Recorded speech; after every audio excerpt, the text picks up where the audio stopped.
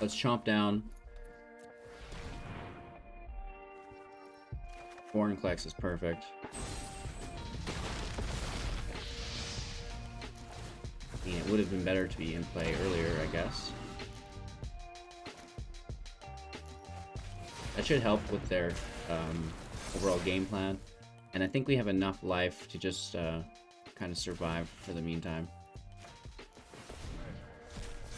Welcome back, ladies and gentlemen, boys and girls, ghouls and goblins. Today we're playing with the Wolf Pack, which is a Golgari based wolf deck revolving around the food mechanic from Eldraine. Of course, we are ramping into the Great Henge and then barreling down with the one and only Vorinclex. In today's video, we'll break down the deck list, strategies, synergies, watch the gameplay footage, discuss our playlines and interactions, so you can judge whether or not this deck is right for your wildcards. Of course, we'll wrap up with our final thoughts and conclusions. If you guys find any value within today's video, please like, comment, subscribe, share the channel to your friends, families, MTG playgroups, and local game stores. Support on Twitch, Patreon, YouTube, Amazon, Great Viking Games, and Into the AM. Of course, you can download Magic the Gathering Arena Assistant for free if you're on Windows. Everything will be available in the description below through the Linktree link. You can also Google Hello Good Game Linktree. Let's get into the deck.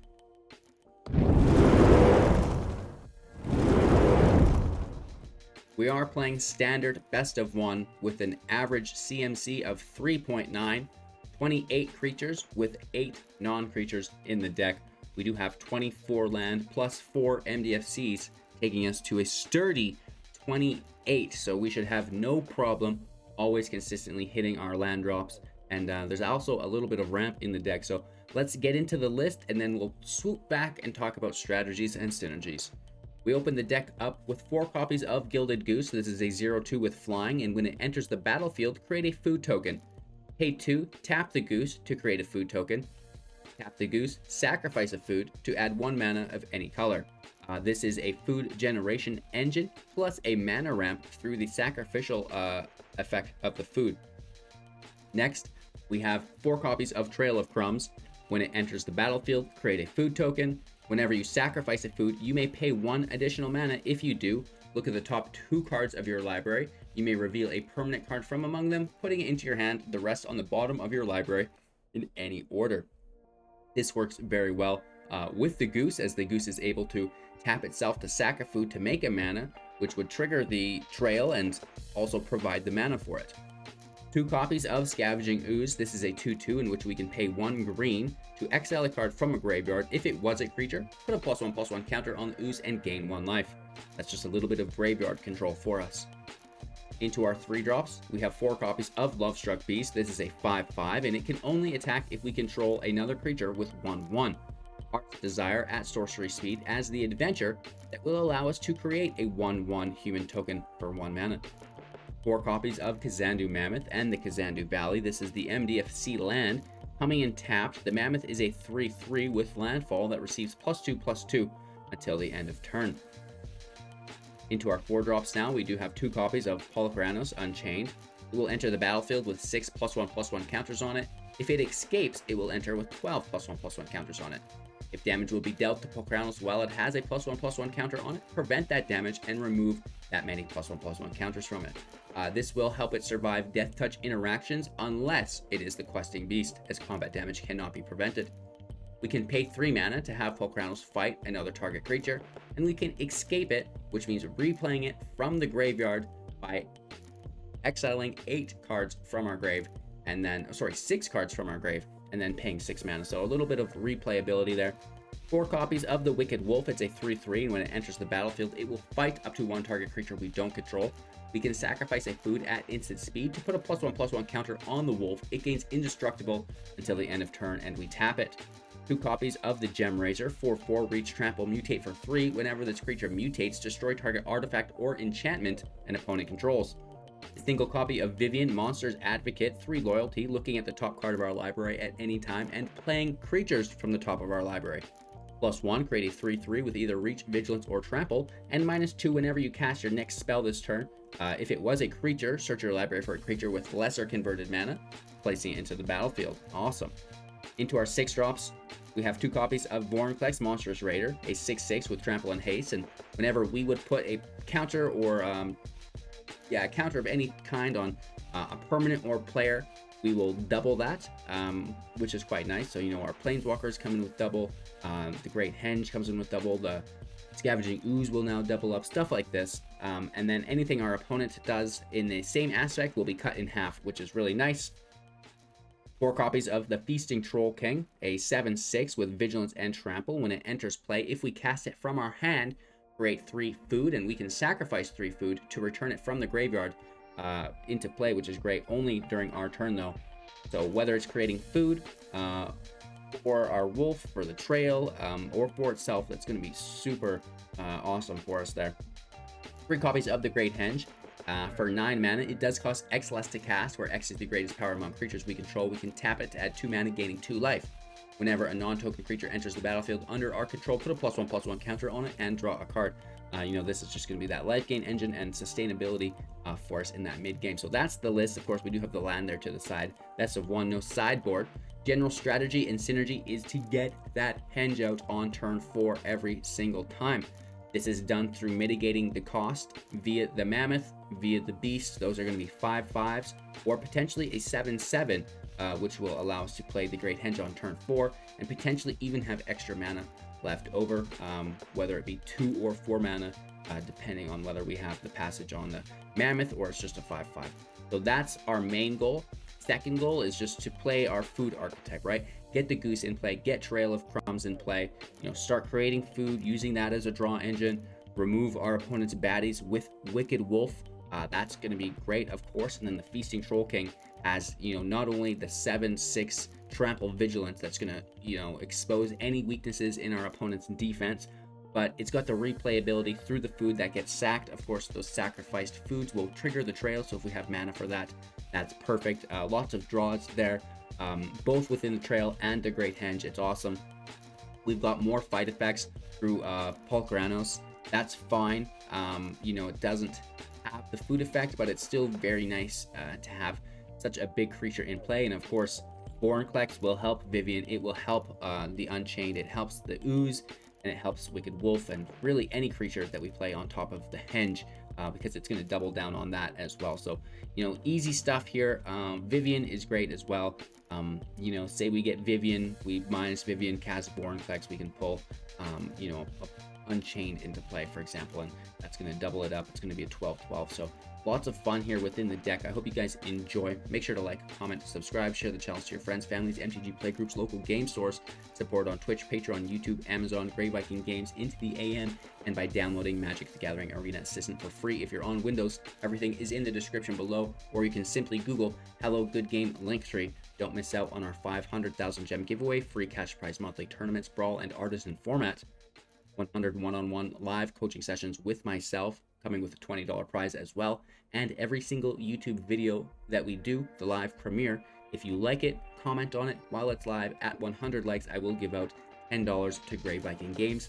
So turn on your notifications with the bell, and every day I go live twice, and you'll have a pretty good chance to win yourself some codes, well, a gift card to spend on codes for Arena, which is pretty cool. So cheers, enjoy the gameplay footage, and I'll wrap up soon with my... Alright, this hand doesn't look bad. Lots of land. Just looking for a Great Henge. Right? Gonna be the name of the game in today's video is Where Art Thou Henge? Mono red, mono white is annoying. It is weird how I'm confusing them together. That's how bad it is right now. Turn 1 Selfless Savior is just like the biggest BM.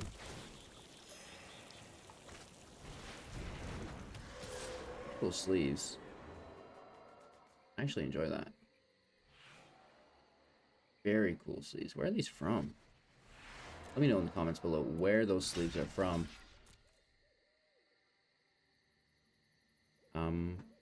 We're dealing with one of these creatures. Don't know which one, but we're gonna take it. I'm just so distracted with these sleeves.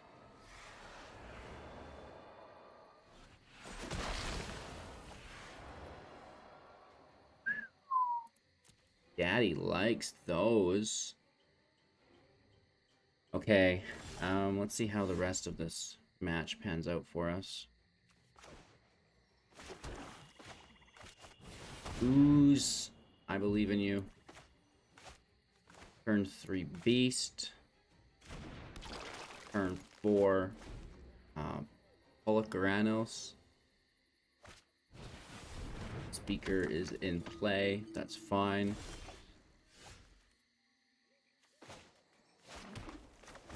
Beast is active, looking for Henge.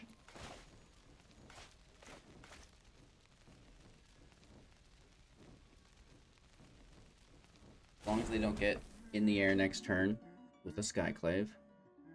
Or, you know, either Skyclaves, right? Whether it's an Apparition or a Maul. Both do very well against us here. And I'd like to avoid that if at all possible. And we will take the swing, though. 2 damage down to 20. They'll have to exile the Lovestruck Beast if they want to attack. And, you know, that is a high likelihood. Okay, they didn't use it. They don't have the land. Very interesting, and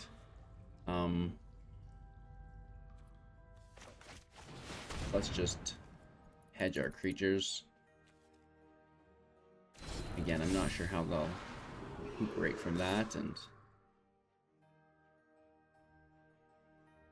even the double block here I don't find to be too terrible. I mean, we'll get one of them. Well, that makes absolutely no sense. They should have blocked with 2 other creatures and then sacked Elset on one of the other creatures. We just get straight up trade on Elset here. That's fine. Oh, and then the exile. And then the exile. You think you can do this to me, huh?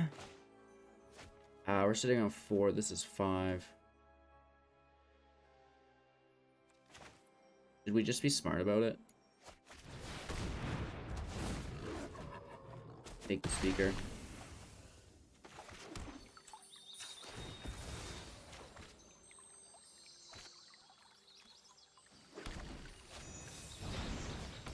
Heart's Desire, attack in.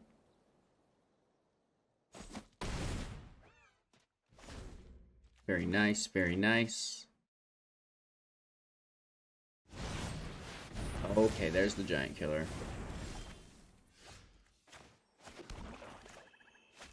That's gonna be GG's. Attack for 9. They block the wolf with the giant killer.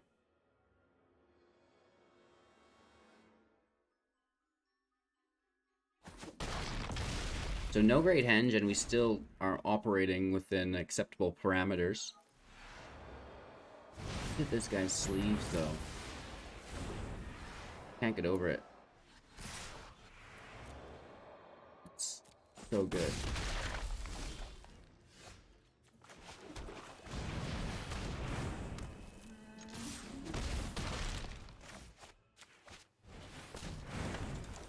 There's no way we lose this.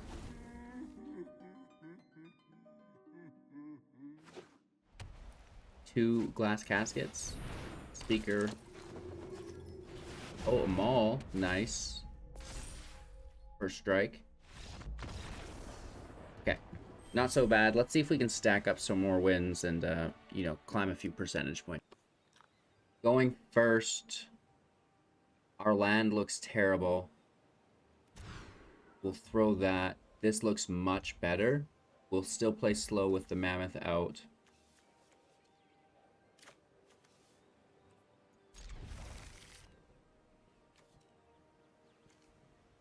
Ooh, this is a hard throw. But Vorinclex is just so expensive. Right? At least Vivien's turn 4. We don't have anything until turn 3.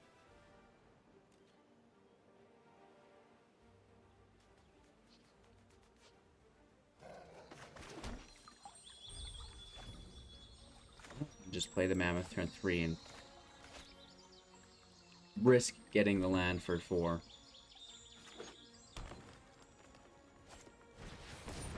Alright, we've got some Death Touch here.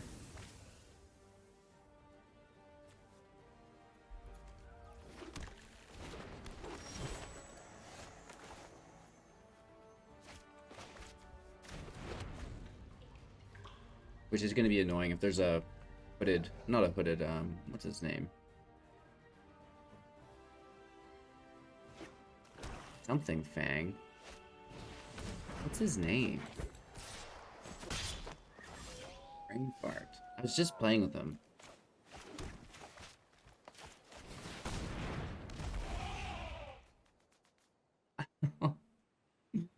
You guys all know who I'm talking about. It's the poison individual. I'm sure I'll read it in the comments. 1,000 people. Well, not 1,000.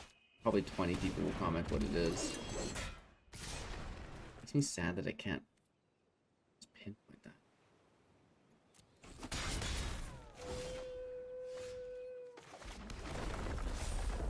We do have to trade with the Bane of Monsters, unfortunately. We can't give them a draw engine. And we can race with the Blight Blades, which are kind of useless without something Fang. We'll know it when we see it. Not the Nighthawk Scavenger, which is ultra annoying for us to deal with.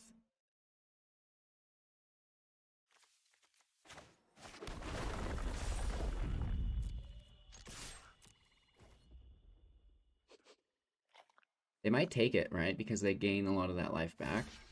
And that way they're still dealing damage. I would have taken that damage if I were them, but... what do I know these days? We do take Reach. Put down any potential flyers. And being able to top cast from our library is so good. We talk about virtual card advantage a lot on the channel. And this is one way that we do so.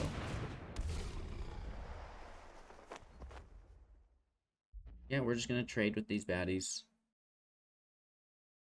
forever and ever. Ever, ever, ever. It's like that Umbrella song, but not quite. What's going on here?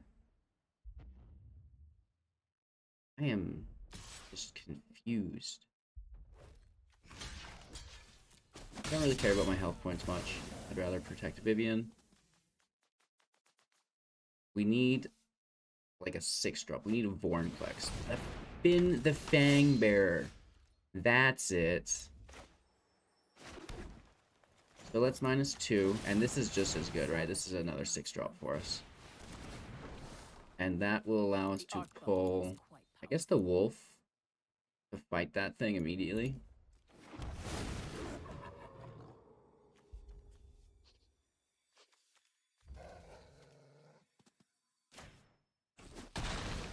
Alright, we'll just deal with it. I don't want any poison counters. Get them out of here. Unfortunately, it was cast from our library, not our hand, so we don't get the food tokens. And they boast here, which is annoying, but like whatever. The only boast it'll get. And they're taking another Finn the Fangbearer to the top of their library.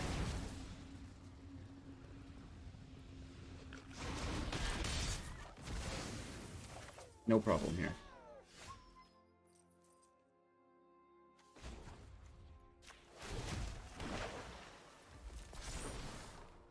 Beauty lies in variation.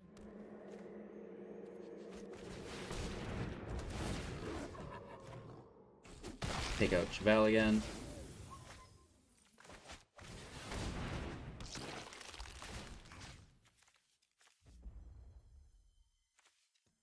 Start eating at their graveyard.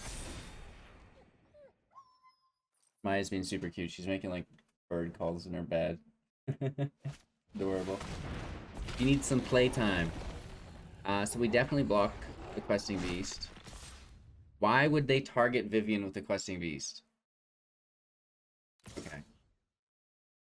What a life to live. We've seen it all, ladies and gentlemen. This is unlike anything I've ever witnessed. Questing Beast deals damage equal to the damage it deals to a player to target Planeswalker, so it never needs to target the Planeswalker. It just needs to hit the human. LOL. Do we have any nice 3-drops here? No, we'll just keep plussing. I don't want to kill Vivien. Adversity is our greatest strength.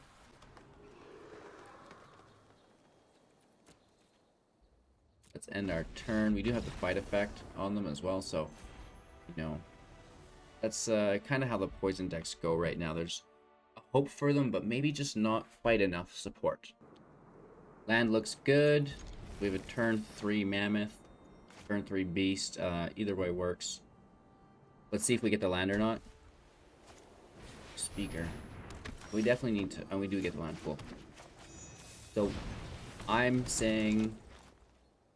you know, another forest in our future here, and all is well. If not, we go in with the Lovestruck Beast, and that's fine too. But gee, I would love to play this Mammoth on turn 3 and then henge it on turn 4 with you know, lovely Great Henge to our side as well. So no attacks here. That's good. Good. No.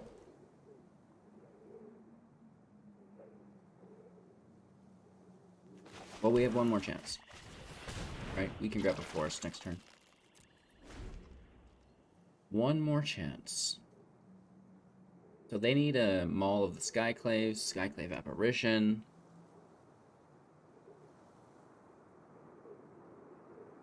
You know, obviously we want to get that Lovestruck Beast in play. Into a henge. That's probably the only way we'll win here. Another speaker. Holy moly.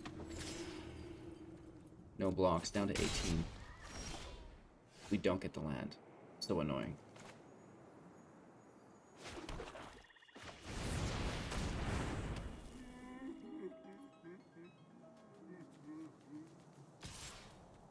Ooze can hit for 2. There's no way they block this. Absolutely no way they block this.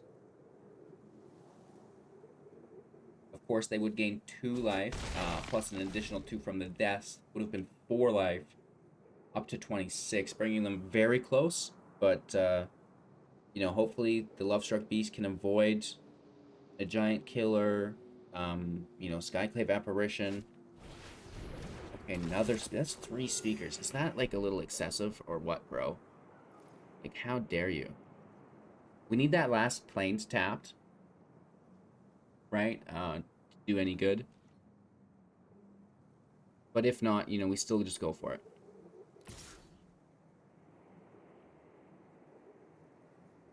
All they're doing is tapping their blocker. Right? It can't kill Lovestruck Beast, so I'm not sure what's really going on here.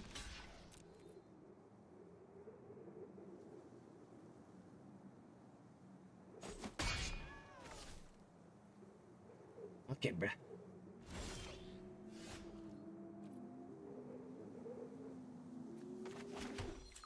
Let's grab a forest.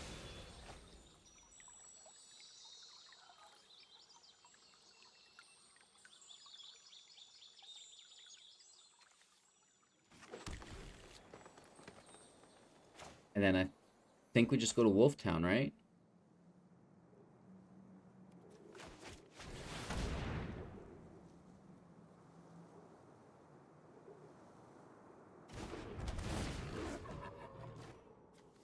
Let's just target Elsad. You know, why jump around? It's basically what we're doing anyways.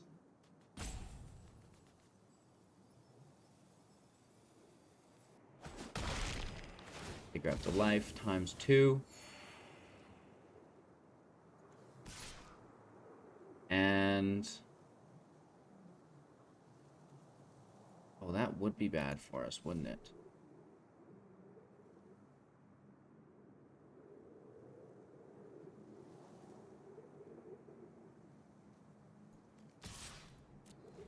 Let's swing in. They, you know, they need to block with one of these speakers at very least. And because we did the Wicked Wolf first, you know, we got rid of their indestructible, and they just take it down to 18. That's the best case for us, actually, I think. Because the deaths that are triggered... Oh, no. Oh, no. Oh, no. They might not attack this turn, though, right? Because we get the kill on their things. Like, they literally cannot attack. Even though they have a perfect setup. Like, straight up Carpe Diem.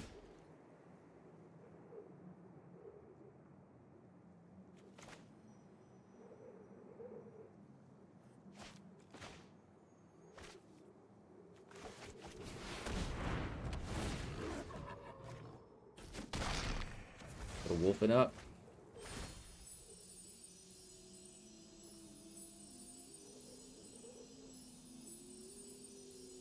It's super annoying. Not good.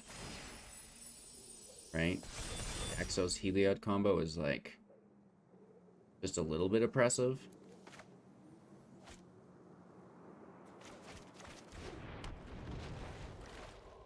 No attacks. We have to break their devotion down to get Heliod out of play. Oh, good game. There's nothing we're doing against this.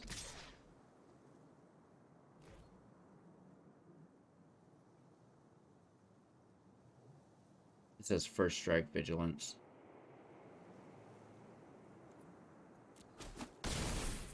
That's game for sure. Let's see what we top deck. I don't even think anything saves us. We have nothing. We're tapping for angels. Oh. Good game. I don't have time for that. I get it. I get it, bro. Ugh. Mono white OP. Free land. Terrorizing. Alright, we go first. The land looks just terrible. But can't complain too hard, can we?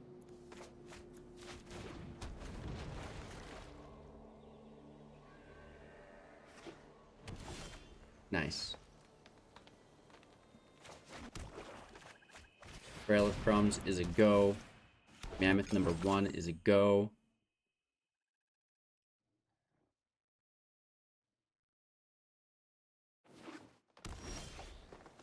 Oh my gosh.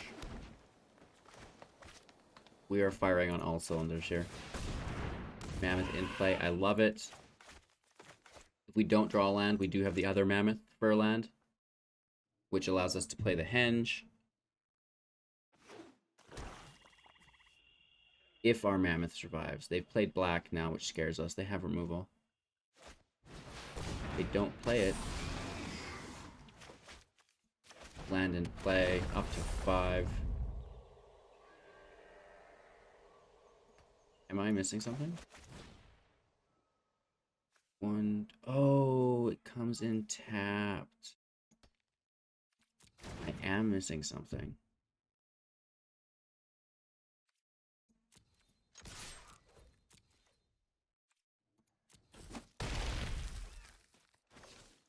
Sag times 2.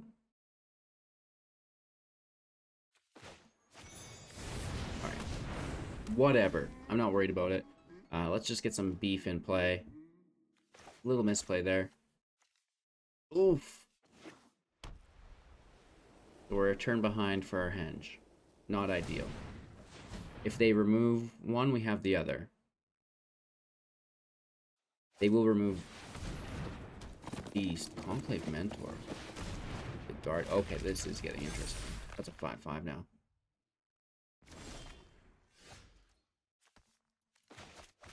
Henge in play probably saves us. Let's start drawing with the Ooze. No attacks. This Skyclave Ravager is going to be a little bit annoying, I think, potentially.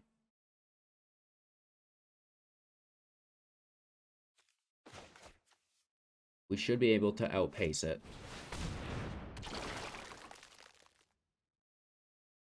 I want to kill the Mentor first, I think.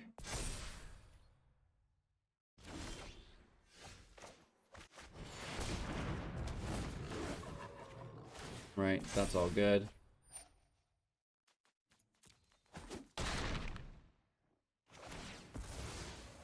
They gain some life. Sure.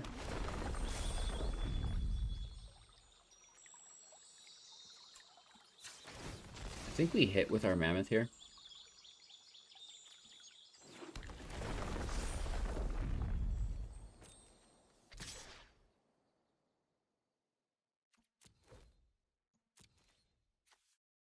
Seven's pretty hefty, so we get the Glade Walker out of play, and that's good as well.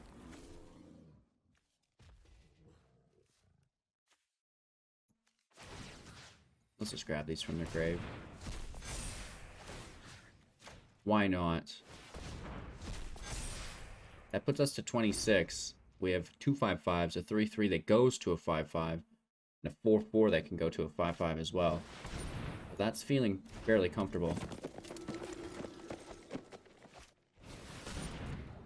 Nice, they're doing a good job here.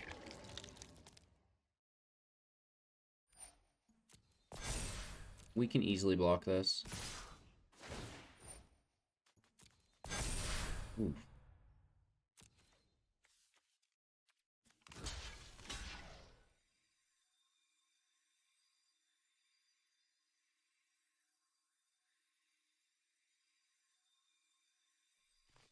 That's pretty aggressive, isn't it?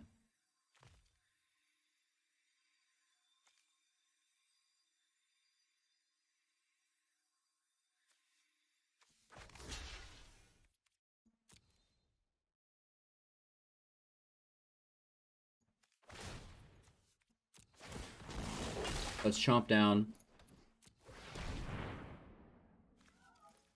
Vorinclex is perfect. I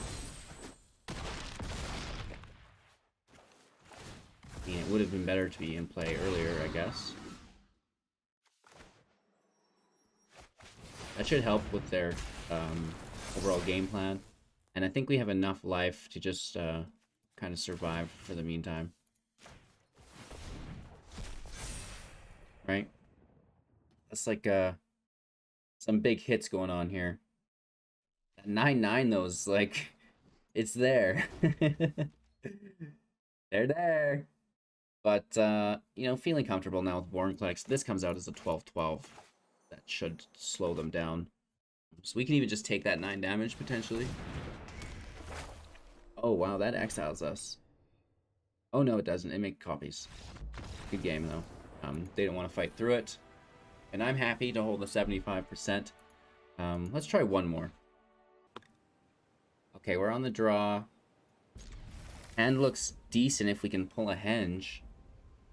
For 3 Great Henges in deck, we've not really seen it a lot, which is somewhat disturbing, but I'm sure we could go to 4 if we really needed.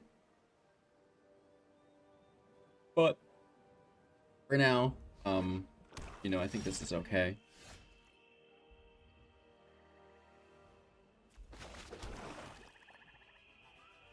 We will not attack. Yeah, we will. It's Yorion. Okay, they have no white in play. Probably just Omen of the Sea. Omen of the Sun also costs 3 mana, so we're safe there. We have Lovestruck Beast out on 3. We're going to pull a Great Henge. Play that on 4. Pull King on turn 5. Right? This is the game plan. I believe we can do it. Oh!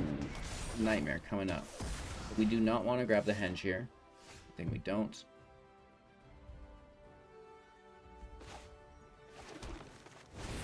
Beast in play.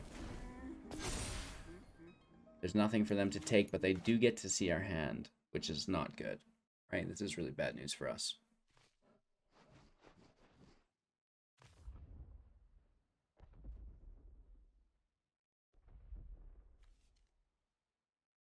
I think we just go straight in with the Unchained.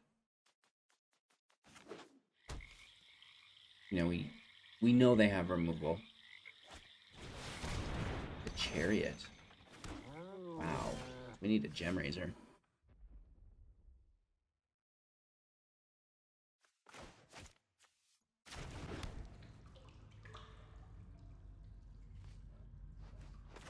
But if we just kill a cat, they can't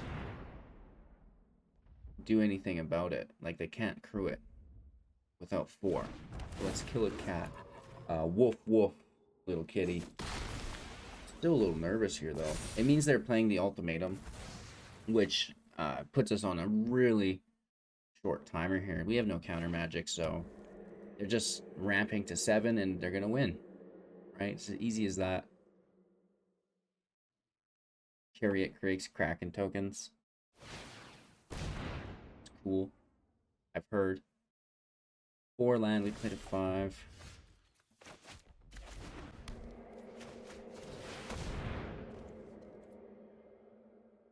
Unchained in play, we hit for 3.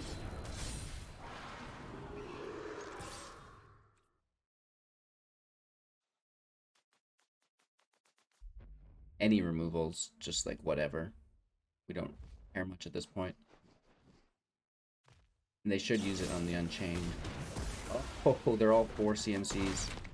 So they take the Beast, which is just sitting there doing nothing right now.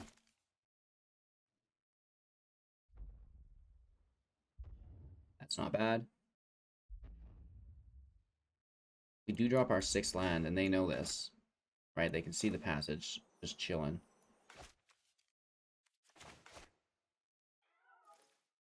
They're on 5. They could bounce, you know, the Omen, the Chariot. Now they've got 3 cats, plus a Yorion.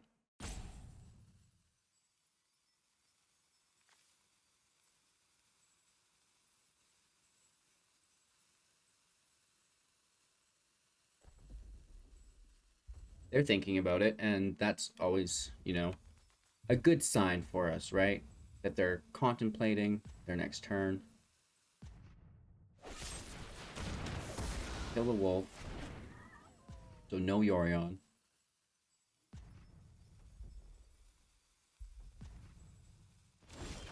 Huh.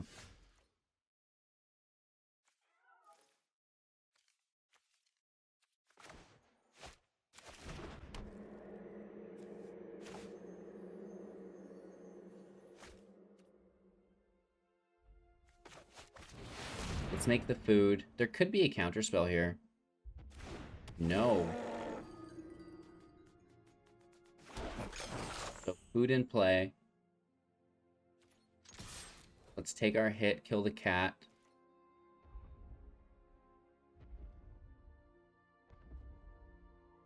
What?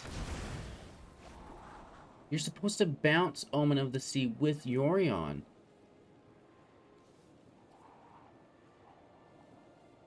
What's happening to me?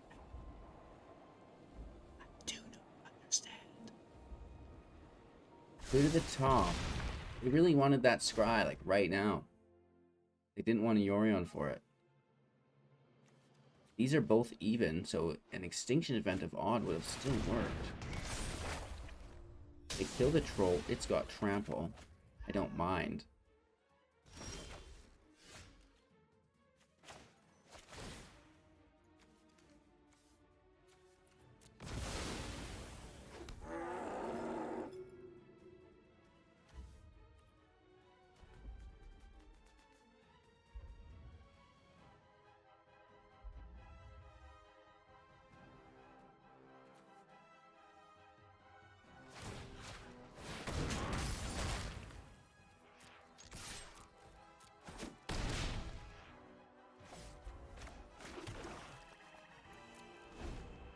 That way we at least get some damage through.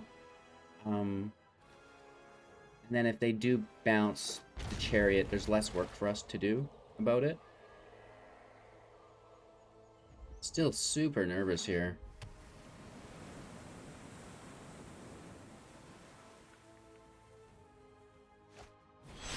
Okay, so here's Yorion. And it's going to do that bounce that it loves to do. It's going to kill the Troll King, I bet.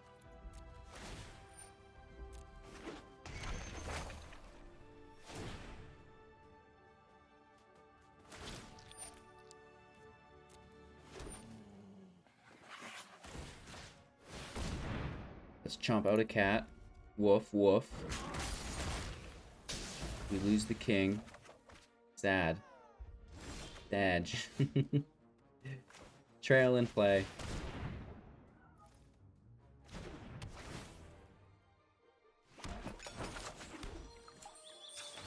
Grab a forest here. Troll King in play.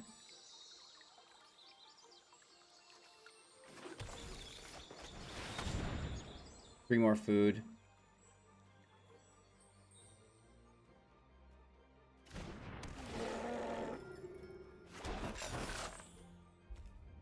Another Troll King in play.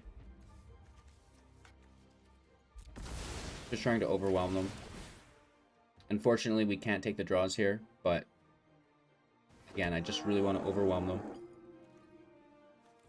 No attacks. Getting the Summoning Sickness off of our trample. And now we pray that, you know, there's not lots of removal in their hand.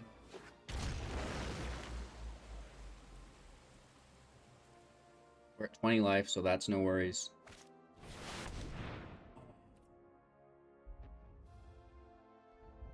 We got so close.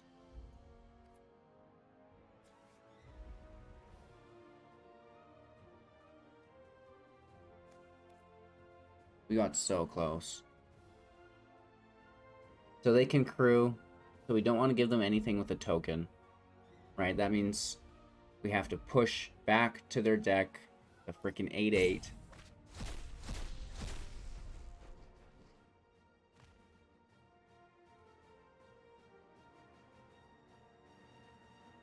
Because we can't take down two 8/8s.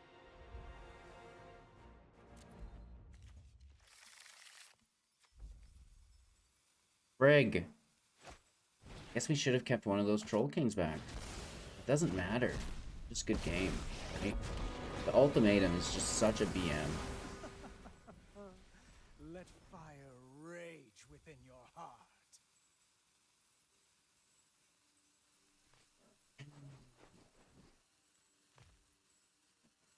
Deep breaths. We get hit for 4 down to 16. The bolt starts drawing off the top for us. Well, for them, really. They take a Great Henge. Are you freaking kidding me?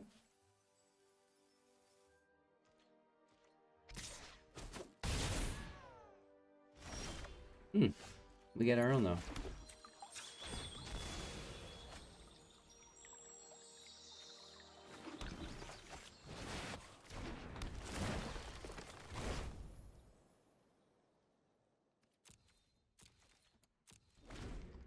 $16 life. Tybalt can just minus our Great Henge, can he not? No. Artifact. Oh, it is an artifact. It's an enchantment. You can't play colored artifacts. They don't exist. Yeah, I caramba. We lose the Henge. Now they've got 2 Henges. That must feel good. Nice. Not as good as that, though. We got them close, down to 6, but hey, there's only so much we can do against back-to-back ultimatums. Well, alrighty then. So, I think the deck works very, very well. It's hard not to run Garruk for the other wolves, right? In all honesty, I did start there, but the 6 CMC is so expensive, and it doesn't help you draw on the Henge. That's the only downside here, right? And we really are focusing on the Henge in this deck. So I think if we didn't use the Henge, sure, Garruk's going to be great for us. And maybe it even is as a one-of, much like Vivien. But for consistency's sake, you know, we just focused on the food. We used the Troll Kings instead. And I think it worked out very well for us. You know, I am a little worried about the Mammoth. We could drop a Mammoth for Garruk potentially. And, you know, there is a world in which the Wolf deck does go more tribal. Obviously, when I started building it, I did go this way, but I had to make the deck be able to compete within the Mythic meta. So we were using Seraph, right, within the deck as well. We had Garruk, and it was, you know, not as mono green as this list is. Like we trimmed down and, you know, basically are only running black within the Unchained, which is, you know, a little awkward here. Say what you will about it, but you know, it's just such a good card that I can't avoid playing it. And again, I had Binding of the Old Gods in the deck beforehand too, and we just ended up, you know, kind of cutting those cards back and making it more consistent. And somehow, without me really even noticing it until now, that you know, this is a mono green deck that splashes black. This is not a Golgari deck, because we dropped Garrick, we dropped Seraph, we dropped Binding of the Old Gods, and you know, we're just left with this shell that still works really good. So I think we're gonna try our best to push into that like hardcore wolf build, and you know, maybe Banner helps us out along the way there. I don't really know. I'm really interested in seeing how it plays out. So let me know what you guys think. You have any ideas for this deck or the upcoming wolf deck? Leave them in the comments below.